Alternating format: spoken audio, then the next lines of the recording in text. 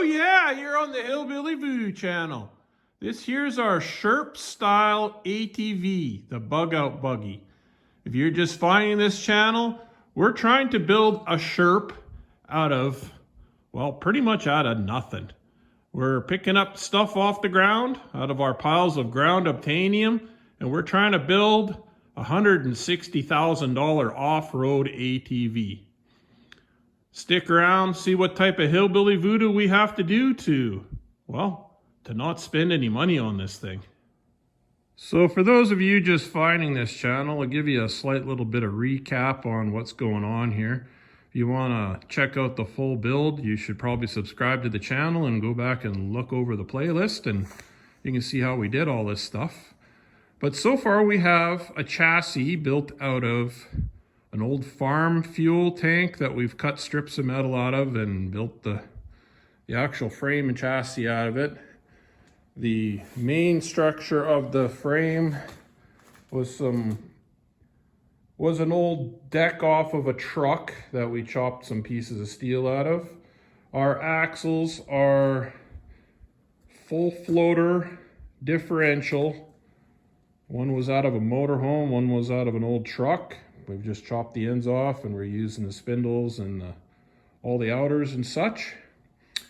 Our transmission is going to be a Robson type drive. And like I say, if you want to know what a Robson type drive is, go back through the channel and check it out.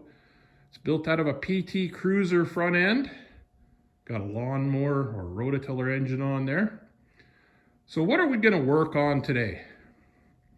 Well, I think that maybe I'm going to start building the door on the front of this thing. Well, you see, that's probably not a very exciting type thing, but in actual fact, it's going to take a lot of engineering to figure this out. Now, I've been through all the other YouTube channels in other languages that people build these type of ATVs, and I have not found anyone that has actually shown how to build the door or how to kind of map it out. So I think I'm going to start out with building. Well, first I'm going to sit here and think a little bit on whether I want the door to fold down or whether I want the door to open up or whether I want the door to slide. Once I figure that out, then we'll go from there. Now everybody's going to have to excuse the super choppiness of the video quality today because it is super cold out here. The wood stove is not warming this place up enough, and I have to have a heater on the camera just to keep the damn thing working. So yeah, you have to bear with me here. So now that I'm sitting here looking at this and thinking about what I'm going to do, maybe I better grab my tape measure and do some measuring. Now after sitting here looking at this thing, I think that maybe they nailed it with the original Sherp style door, with it folding down and using the door itself as kind of the step to get in.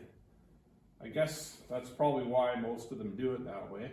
I was thinking of having the door fold open like that, but then you still need some type of step on the bottom, and you got the door folded open.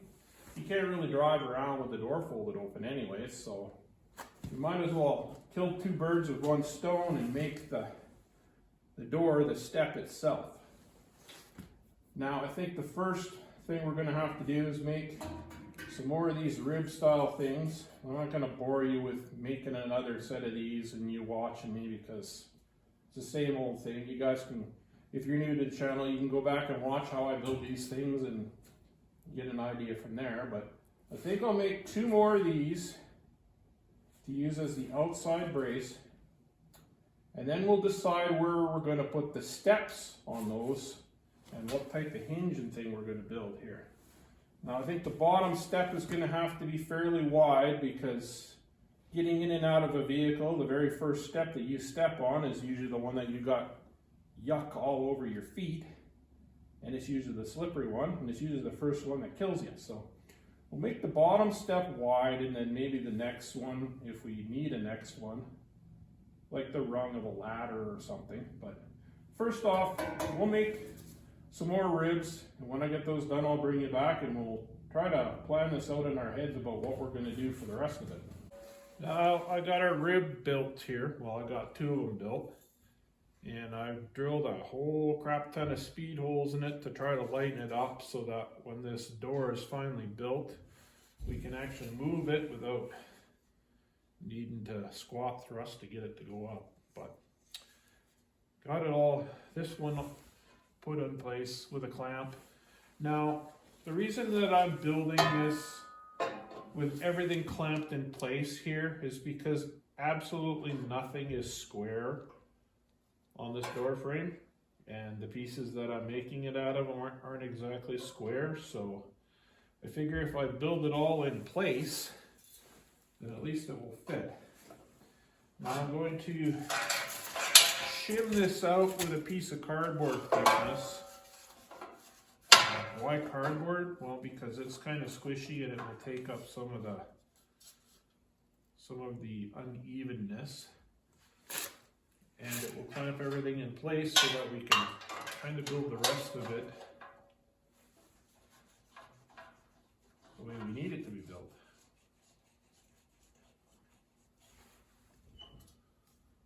We'll kind of get it all lined up with the actual frame, and then we'll do some measuring. Now, when I build repetitive stuff like this, my brain has time to wander.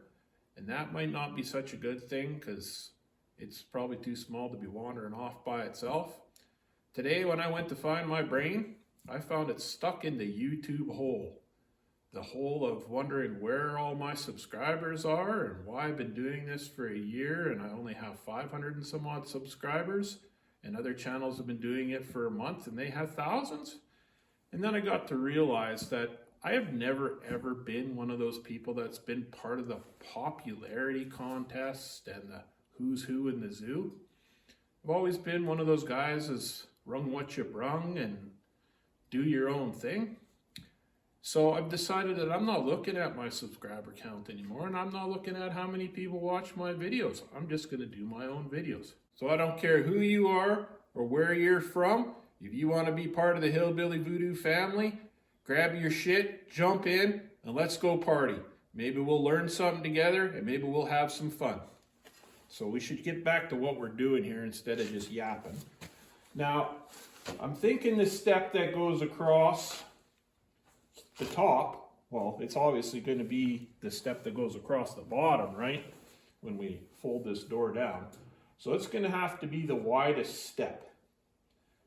And I think that I'm going to make it out of thicker material than what we got here, just because it's going to be the first step, and I'm a big dude, and it should be probably big enough to hold me anyway. So let's go wander the piles of ground obtainium and see what we can find for metal that's a little bit thicker than this stuff that we can build a step out of.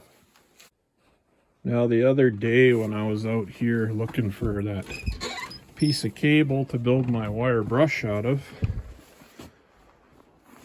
I remember seeing a piece of plate that looked slightly thicker than the material that I've been using. This here, by the way, is another old fuel drum oil tank that I chopped up the other day. There's the top of it, or sorry, side of it. If you're ever looking for large pieces of fairly flat steel, the old oil tanks that people are getting rid of because insurance companies don't want them to have oil furnaces are a good material for, or a good source for that type of material. You just got to be really careful when you cut them open that there's no residual fumes in there that's going to make you go kaboom. But yeah, let's go find that piece of metal. The piles of ground obtainium. There it is right there. Happens to be yellow, so it's easy to find. Should be big enough that we can build a step out of. It's, I would say, better than They're slightly better than an 1/8 inch thick, maybe 3/32 or something like that. So should be beefy enough to hold my weight. Let's take this inside and see what we can build out of it. Oh, and there's the goats. This is for my granddaughter, by the way. She wanted to know in the last video where the goats were. So there you go, Adelaide. There they are, still here. Okay, let's go back in the shop now. It's really cold out here. Well, now that I got my piece of steel there, I should probably measure the distance between these two pieces to make sure that it's long enough. Probably should have did that before I went outside, but it's all good. What do we got there? 17 1/4. So we'll cut ourselves a piece at 17 1/4. Maybe we'll make it, oh, I don't know, 5 inches. If it's 5 inches, then it will stick inside the compartment of the cab. A little over 3 inch. Yeah, that should be okay. Can't see it being a huge problem. So let's go mark it out, chop it out. We're probably going to have to drill some speed holes in this piece too to lighten it up a bit. But we're going to build it kind of like a box, the same idea that we build this, just out of thicker material. So yeah, let's go do that. Now I got our piece of steel cut out here and kind of sort of started out like a box, but my big fumbly thumbs erased a bunch of footage. So yeah, this is the stage that it's at now. I think I'm gonna have to punch some more speed holes in here because this is pretty meaty, pretty weighty, and then with that being angled like that, I also want to cover over the top and make it like a box type thing, so we're going to be adding more weight on there. I think maybe I better punch some more holes in this and get rid of some weight. Ooh, slam. I guess if it's too light and folds up like a cheap lawn chair, we can always rebuild it. And if it's too heavy, I guess we can always punch more holes in it later, but I'd rather do it now in the drill press when it's easy than later on. So yeah, let's mark it out a few more spots here and drill out some more holes, and hopefully I won't lose this footage. I got one of the slugs out of the inside of a hole saw that I cut out of the other ribs. Keep your slugs. They make good washers, and they also make good things to trace holes with. Now I'm going to kind of line this up here. I'm not going to get all stupid with my measuring and stuff. I'm just going to get a rough idea of where this hole is going to be. Just mark it out. Maybe another one here.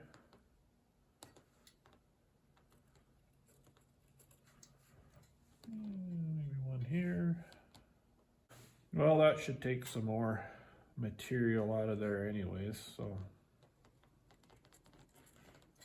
I don't really know how much of a benefit it's going to be or not, but at least I'll feel like I did something. I'm going to center punch those and then start drilling them out.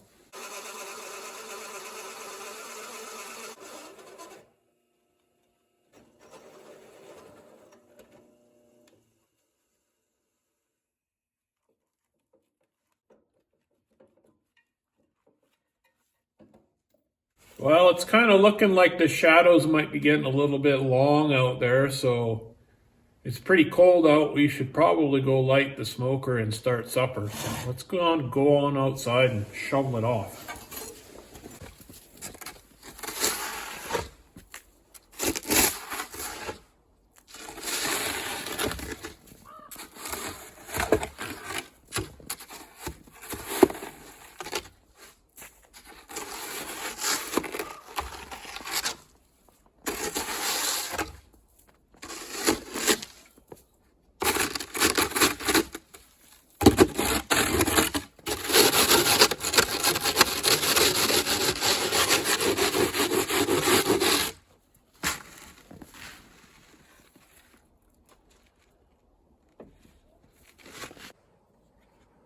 So this here is my reverse flow smoker. The menu for tonight is barbecued smoked ribs. If you guys are interested in this smoker build, I will be building another one here right shortly as soon as the snow melts for one of our local restaurants. So if you guys want to see that build, leave a comment in the comment section. Oh, a little bit of snow and I'm out of wind. Well, let's get this thing fired up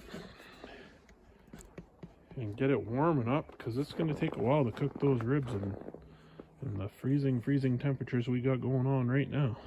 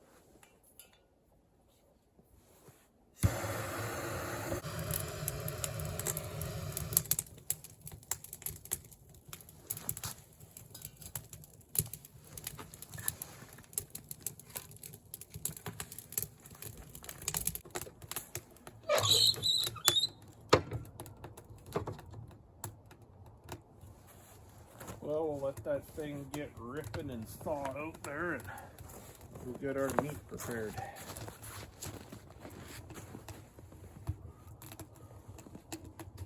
I got my super yummy ribs thrown on there and all seasoned up. Don't worry for you foo friends, because we got some chickpeas that'll be going on there for the smoked hummus, and some tofu in a little bit. It doesn't take quite as long to cook, but it's getting dark out here and it's getting cold and I won't be able to film anymore, so I will enjoy this food. You guys won't be able to enjoy it because you're not here. And anyways, I'll see you tomorrow. Well, it's the next day here and we had a good feed on with some good people last night. It's too bad you guys weren't here, but you're not, so that's the way it is. I got our step perforated with some more holes here, lightened it up. It's actually very light now, so we're going to put it in here and we're going to weld all this together in the frame, because like I said before, absolutely none of this is square or straight or anything. So if we put it together in the hole, then we know it's going to fit in the hole, right? So we need to have this plate the same depth as this back ridge down from here. So I think I will measure this piece here, draw a line on the metal here so that we can line it up better. I'm going to put another plate over the top to box all this in, but I'm going to use a lot thinner material on the plate part, probably the same thickness as that, just to make it more strong. Yeah, that sounds like what I'm going to do. So let's measure this out here and mark it. So if I take my little combo thingy square here and line it up with the thickness of that,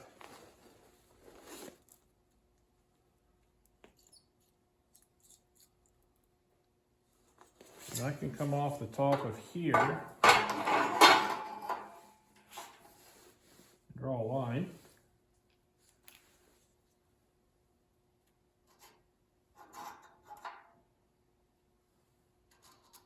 I can do the same over here.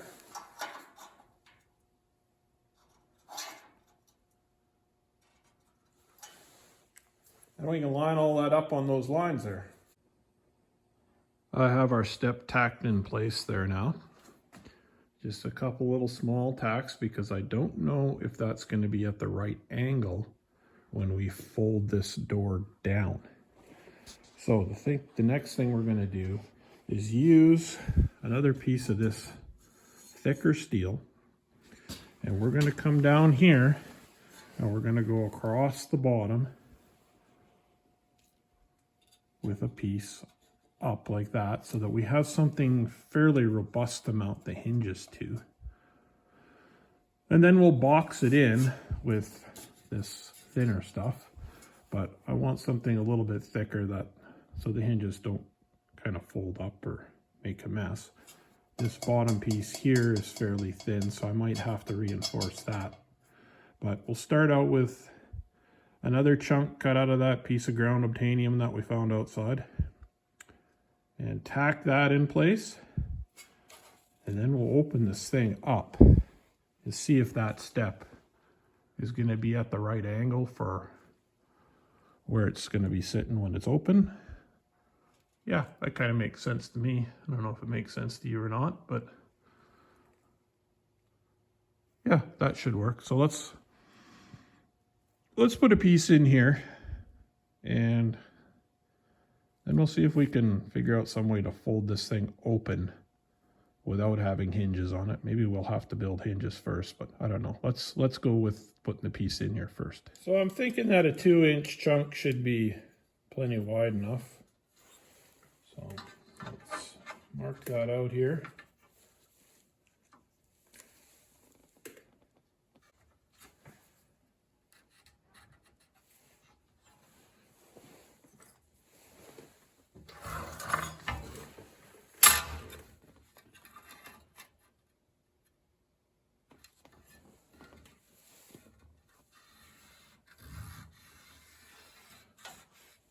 Oh yeah.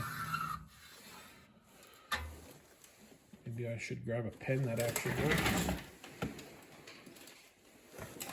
Find one that's not frozen.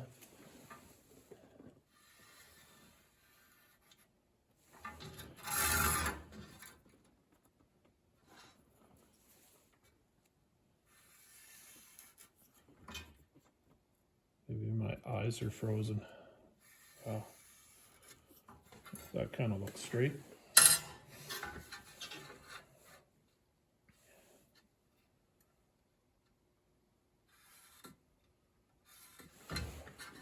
Okay, we'll hack that out and see if it's what we need.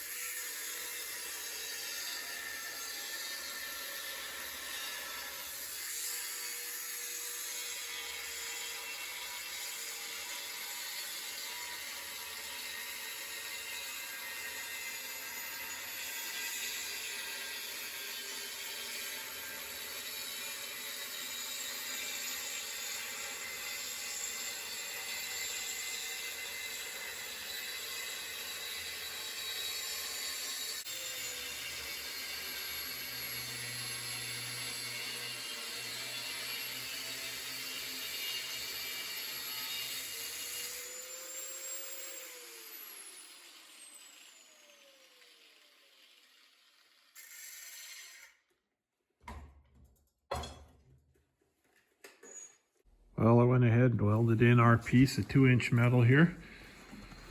I also started boxing it in so that it's a lot more rigid. I'm going to keep continuing boxing the whole thing in, but I got it to a place now where I think I'm going to take this hinge, this door hinge, and stick it on here so that I can open this thing up and see if we're kind of jumping off the right cliff with this door idea here. Now this is by no means going to be the hinge that I'll use for the final hinges because, well, for one, it just looks stupid, but I don't think it'll be nearly robust enough to hold the weight of me hanging off of it and swinging open. And yeah, I don't just, it's not a real thing. So I'll tack this in here for now, and then we can keep going on building the door once we get it open and make sure that our tread is kind of on the right angle. I've tacked our little hinge on there now so we can pull those clamps off and fold this door down and see what type of unforeseen circumstances we have going on here and whether this whole door thing is going to work. Well, let's see how this goes here.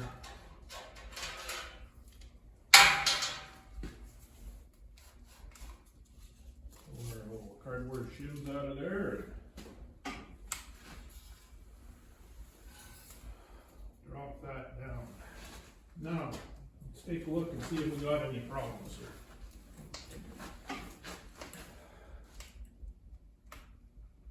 Well, right off the bat, I can see there being an issue with trying to pull this door up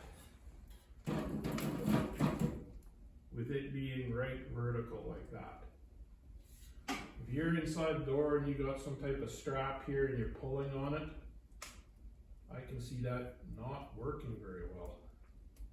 You're gonna have to pull like crazy to get this to flip, you know what I mean, flip around like that. And this thing is gonna swing when you step on it, and more than likely swing backwards, which will make it way too hard to step up. Now, how can we remedy this whole situation here? If we limit it to an angle like that, I don't know if you guys can see or not, if we limit it to an angle like that, turn that bottom tread so that it's flat, then we could put some type of chain or limiting strap or something coming down that will take up more of the forces and keep it from going underneath, and then probably make it easier to overcome the swing. Yeah, that's exactly what we're going to have to do. Or we're going to have to put some type of leverage off of the sides here, like on an airplane door. We might have to do that yet still, is put some type of leverage off the side. But let's,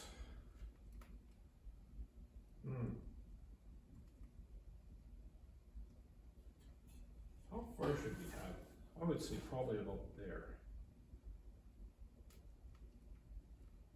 So let's stick something underneath there to block it to there. First we're going to cut these tacks. And we'll stick something under there to block it on about an angle like that. I don't know if you guys can really see the angle or not, but yeah, that's what we'll do. Okay, I got you guys on a bit better of an angle here. Maybe you can understand what I'm talking about. If this is straight down like that, and you have some type of strap pulling up on this from inside there, it's not going to work. So we're going to have it on an angle. Now, how much of an angle? Well, you don't want it up too high that I can't step up onto this first step. So somewhere in that general vicinity there is going to be good. And this concrete block here just happens to be pretty close to the height.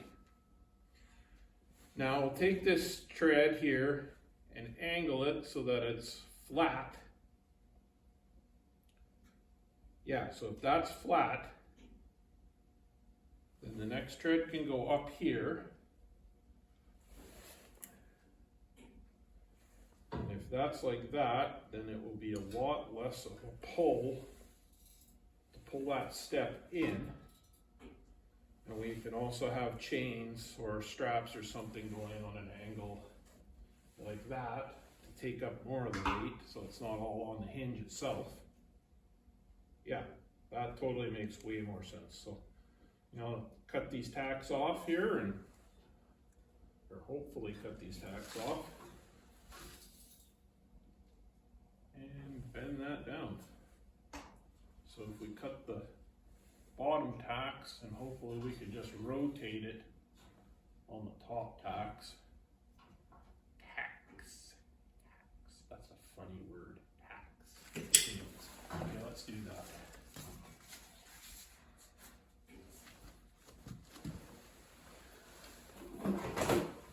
if my grinder's gonna work, because everything is so friggin' cold that it's dying hard out here.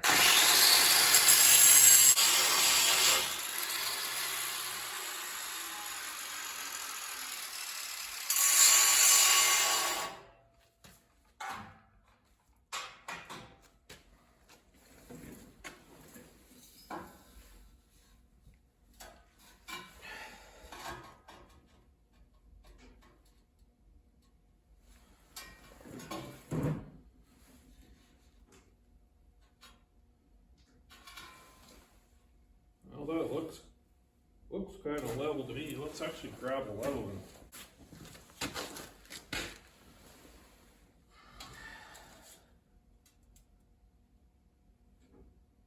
Good thing we grabbed the level because we're not even close. Right on the bubble. So let's tack that in place there now and see what we have to do to make another step. Well, we seem to have another bit of a benefit here to rotating our door upwards is right here where we started boxing this in. We never finished boxing it in with the plate here. We just put two sides on it. So now we can just put a plate across. It will be a triangle and that will be flat with the floor of our machine here. So that's kind of a benefit, unforeseen benefit. Now you guys are going to have to excuse the flashing light here because it, like I said, it's super friggin' cold out here today and none of the lights want to work right. That one up there is blinking like an idiot and that one over there doesn't even want to turn on at all. And the only reason the other ones have turned on is because they're cobs and they pretty much work at any temperature. So yeah, we will cap this off. And then build, you can't see, but down there, we're going to build our, let me do this, see? We're going to build our next tread across here. Actually, might even be the proper tread depth apart for like the distance rise and rung of a stair. That's kind of weird. I don't know if it will be or not, but might be close. So anyways, yap, let's do it. Well guys, I got our second step installed there and it is looking pretty much exactly like the way I want it to look. Hopefully it's going to work the way I want it to work. Now the temperature out here has probably dropped about 20 degrees in the last, I don't know, hour or so. Yeah, huge temperature swing. And it's to the point now where I'm scared to fart because I'm pretty sure it'll pass the gaseous state and the liquid state and go straight to a solid crap. So I think I'm going to have to leave this video here and go inside and warm up. So until next time, guys, use what you got to make what you want. And I'll see you guys when I'm not freezing.